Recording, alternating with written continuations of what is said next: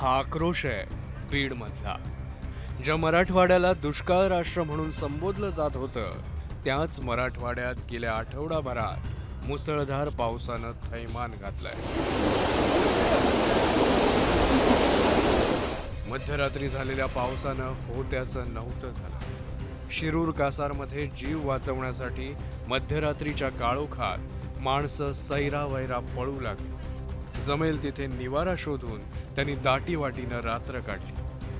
सकाळ उजाडली तेव्हा समोर दिसलं वाहून गेलेलं वास्तव आणि घराघरांमध्ये साचलेला स्वप्नांचा चिखल. नदीला पूर आला, महापूर आला मोठा भयानक. अचानकच पाणी आलं, त्यामुळे आम्हाला बाहेर निघता नाही आलं. मग आम्ही बाहेर निघलोत आणि आमचे सगळे घर संसाराचे सामान आणि आम्ही लोहारीत जातीने आमचे वेल्डिंग मशीन, ड्रिल मशीन, हातेरे आमचे सगळे वाहून गेले.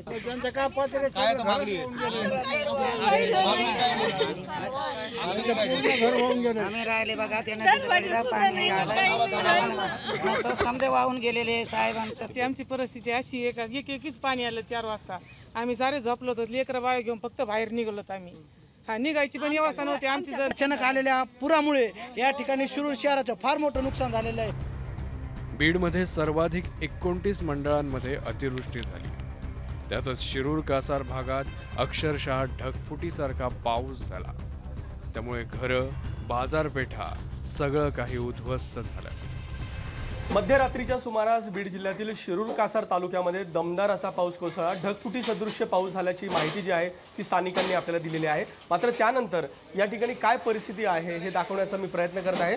सध्या शिरूर तालुक्यातील एका गावात मी उभा आहे आणि आत्ताही सध्या ही अशा स्वरूपात या घरातील पाणी काढण्याचं काम जे आहे ते स्थानिक नागरिकांकडून करताना दिसून येत आहे. आणि आपण बघतोय की बाजूलाच सिंदफणा नदी वाहते आणि याच नदीचं पाणी जे आहे ते संपूर्ण या घरामध्ये आलं आणि अक्षरशः जवळपास 5 फूट हे पाणी जे आहे ते होतं. आणि सध्या ही विदारक अशी जी दृश्य आहे, हे लोक जे आहेत स्थानिक त्या अशा स्वरूपामध्ये हे पाणी काढताना आपल्याला दिसून येत आहे. माजलगाव धरणाचे 11 दरवाजे उघडण्यात आले आणि सिंदफणा नदीपात्रामध्ये 62,000 क्युसेकनं पाण्याचा विसर्ग केला गेला. सिंदफणा नदीनं अकराळ विकराळ रूप धारण केलंय आणि नदीकाठावर राहणाऱ्या गावकऱ्यांना याचा मोठा फटका बसलाय. बीडचे पालकमंत्री असलेल्या अजित पवारांनी या सगळ्याची माहिती घेतली आणि हेलिकॉप्टरच्या मदतीनं रेस्क्यूच्या सूचनाही करण्यात आल्या.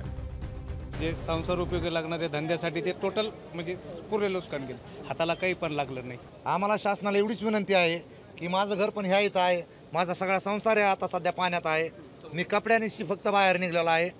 फक्त शासनाला एवढीच विनंती की आमच्या गरिबांचे घरं उभा राहावेत आणि आम्हाला काहीतरी मदत मिळावी.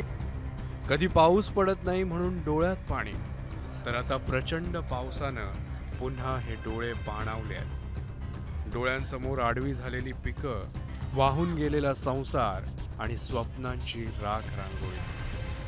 पडकी भिंत बांधतोय, चिखलगाळ काढतोय असं म्हणत इथली माणसं तग धरतायत. पावसाचा बांध फुटतोय, पण तुमचा बांध फुटू देऊ नका. विकास माने आणि स्वानंद पाटीलसह ब्युरो रिपोर्ट, एबीपी माझा. एबीपी माझा, उघडा डोळे बघा नीट.